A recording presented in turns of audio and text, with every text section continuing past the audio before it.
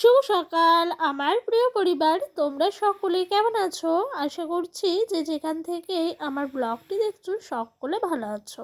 তোমাদের আশীর্বাদ ও ভালোবাসার সাথে নিয়ে আজকের ব্লগটি শুরু করেছি। আজকে হলো রবিবার, এখন বাজে ঘড়ির কাঁটায় ঠিক সকাল 9টা।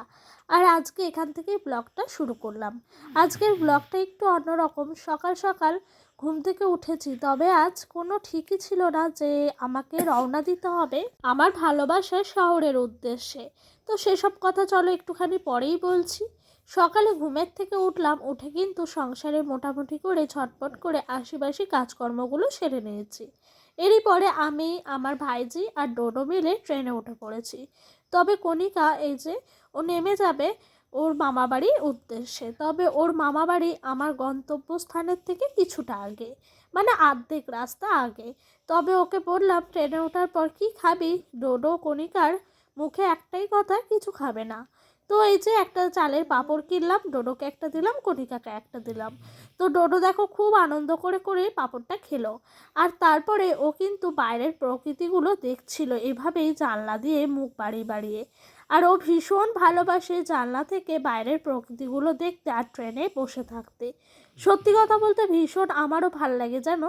ট্রেনে যখনই উঠি জানলার ধারে সিটটার কথাই চাই, কারণ বাইরের দৃশ্যগুলো চলন্ত ট্রেনে দেখতে মনটা ছুঁয়ে যায়।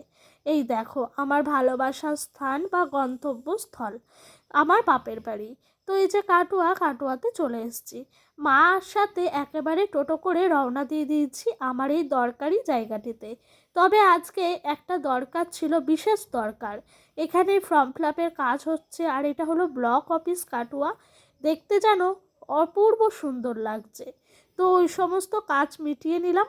আর এটা আমি পরেই বলবো, যদি সাকসেসফুল হয়, তার আগে বলবো না যে কী দরকারি ছিল। তবে ওই কাজটা মেটানোর পর দুপুরে একটু খেয়েছি।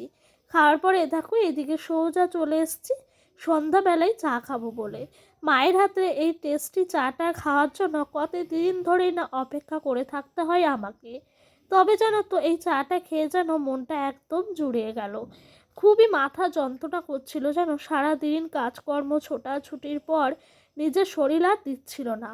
তবে এই যে সন্ধ্যাবেলা মায়ের হাতের এই সুন্দর চাটা খেয়ে সমস্ত ব্যথা যন্ত্রণাগুলো এক নিমিষের মধ্যে ফুরিয়ে গেল। তো এই যে দুধ চা করেছে মা, চিনি ছাড়া, আর আমার জন্য কাপের মধ্যেই চিনি দিয়েছে। চিনি দিয়ে চাটা খাবো। তবে চিনিটা খুব একটা ভালো করে গলেনি বলে আমি বারবার করে চামচটা দিয়ে চিনিটাকে গলাচ্ছিলাম। জানো আজকে না ভিডিওটা একদমই অন্যরকম হলো। তবে আশা করি প্রত্যেক দিনের একঘেয়েমি ভিডিও থেকে এই ভিডিওটা একটু হলে আলাদা ভালো লাগবে তোমাদের। তো এই যে সন্ধ্যাবেলায় মা একটু চানাচুর দিয়ে মুড়ি মাখলো, খেলাম। আর তারপর ছিল কিছু কাজ কাজ বলতে এই যে জামা কাপড়গুলো একটু ভাঁজ করার দরকার ছিল। তো জানো তো সারাদিন এই ছোটাছুটি দৌড়াদৌড়িতেই চললো আমার দিনটা। তবে আজকে সকালে ঘুম থেকে উঠে জানতামই না আমি আসবো। ওই যে মা সকালে ফোন করলো, বললো খুবই দরকার আছে, তাড়াতাড়ি আয়। তো সেই উদ্দেশ্যে সংসারের কাজগুলো যে আমি কি তাড়াতাড়ি করেছি সেটা একমাত্র আমি ছাড়া আর কেউই জানে না। তো এই যে এই দিক দিয়ে দেখো মায়ের কাপড়টা ভাঁজ করছি, আর মা ওই দিক দিয়ে ঘরটা গুছিয়ে নিচ্ছে। তবে ডোডো এখনো অবধি ঘুমায়নি। ওকে ঘুম পাড়ানোর চেষ্টা চলছে একটু পরে পরে। আর জানো তো সমস্ত কিছু তাড়াহুড়ার মধ্যে ব্যাগে নিয়েছি, একদমই গুছিয়ে নিতে পারিনি। একদম অগোছলোভাবে ব্যাগের মধ্যে গুজে গুজে ভরেছি। তো মোবাইল চার্জারটা তো বিশেষ দরকার। ফোনে চার্জ সেরকম নেই, তাই জানো তো চার্জারটা ব্যাগ থেকে গুছিয়ে পড়েছিলাম, তবে বের করে নিলাম। একটু পরেই ফোনটা চার্জে দিতে হবে। আর এই যে ডোডোর জামাগুলো কিন্তু এরমভাবেই রাখছি। তবে বেশি দিন থাকবো না, যেহেতু আমাদের এখানে কীর্তন আছে, কীর্তনের আগেই আমি চলে যাব। তো বন্ধুরা চলো ব্যাগটা গুছাতে গুছাতে তোমাদের সুন্দর সুন্দর কমেন্টের উত্তর দিই। আমাকে মানসী বনু বলেছে যে আমরা অনেক ভালো আছি, আর আমার ছেলের পরীক্ষা শেষ হয়ে গেছে গো। ও আচ্ছা, খুবই ভাল লাগলো। আচ্ছা মানসী বনু, তোমার মেয়ের পরীক্ষা হচ্ছে না এখন? যাই হোক, কথা বলতে বলতে এ দেখো আমি ব্যাগটা গুছিয়ে নিলাম। আর এর মাঝে ডোডোকে একবার গেছিলাম ঘরেই ঘুম পাড়াতে।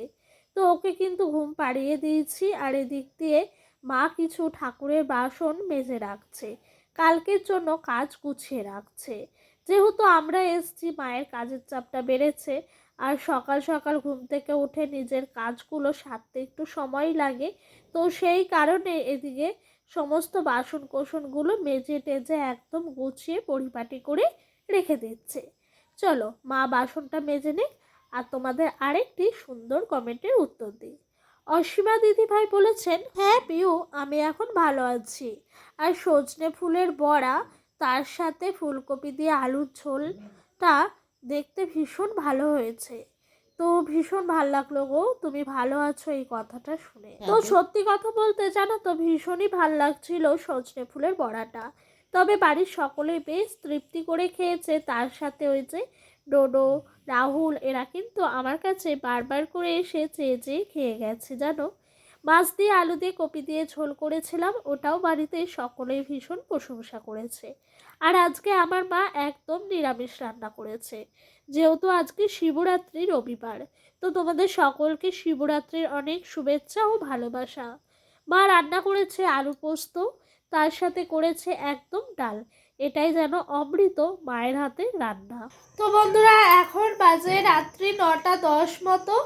তো আজকের ব্লগটা এই অবধি রাখলাম। তোমাদের আমার ব্লগটি যদি ভালো লেগে থাকে অবশ্যই আমার এই ছোট্ট চ্যানেলটির পাশে নতুন একটি বন্ধু হয়ে থেকে যেও। আর হ্যাঁ, তোমাদের নতুন পুরনো সকল বন্ধুকেই বলছি। আর সকলে ভালো থাকবে, সুস্থ থাকবে, নিজেদের শরীরের খেয়াল রাখবে। ডোডো এই মাঝে ঘুমিয়ে গেছে জানো, এই যে মশারি টাঙিয়ে ওকে শুইয়ে দিয়েছি। এখন মোটামুটি করে মা বাইরের কাজগুলো সেরে নিচ্ছে, তারপরেই আমরা ঘুমিয়ে যাব। সারাদিন শরীরের ওপর দিয়ে অনেক ধকল গেল, আর ভাল লাগছে না। এখন মনে হচ্ছে বিছানার মধ্যে যদি শুয়ে থাকতে পারি অনেকটাই শান্তি পাই। তো বন্ধুরা আজকের মতো টাটা। আবারও আসছি নতুন একটা দিনের সাথে, নতুন একটা ব্লগের সাথে। বাই।